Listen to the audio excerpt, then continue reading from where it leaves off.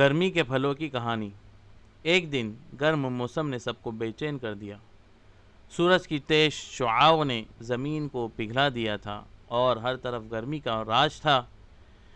بچے پسینے سے شرابور اپنے پسندیدہ پھلوں کا انتظار کر رہے تھے۔ پھر آم نے آ کر کہا، کیا حال ہے سب کا؟ گرمی میں کوئی نہیں بچا، لیکن میں آیا ہوں آم کا بادشاہ۔ میری مٹھاس سے دلوں کو سکون ملے گا اور جسم کو توانائی بھی۔ سب پھلوں نے آم کی بات سنی اور اپنے اپنے فوائد بیان کرنے کا سوچا۔ سب سے پہلے تربوز نے کہا، ارے بھائی، گرمی میں میری ٹھنڈک سے بہتر کچھ نہیں۔ میں ہوں سرخ، رس بھرا اور ہر بوند میں ٹھنڈک کے راز چھپے ہوئے ہیں۔ مجھے کھاؤ اور گرمی سے بچ جاؤ۔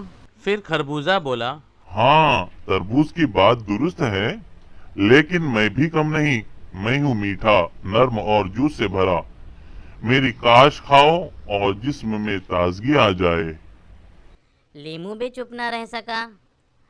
اب تم سب کی باتیں سن کر میں بھی کچھ کہوں گا۔ میں ہوں چھوٹا، لیکن میری طاقت بڑی ہے۔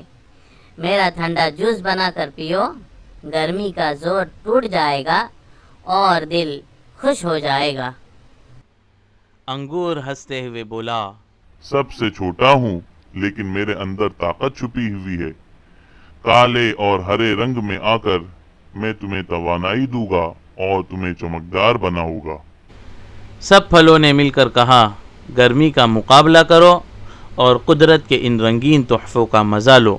یہ پھل تمہیں سکون دیں گے اور گرمی کو شکست دے کر تمہیں تازگی دیں گے۔